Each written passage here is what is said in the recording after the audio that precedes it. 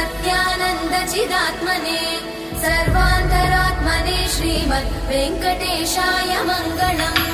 स्वतः सर्वविदे सर्वशक्तये सर्वशेषिने सुलभाय सुशीलाय वेङ्कटेशाय मङ्गलम्।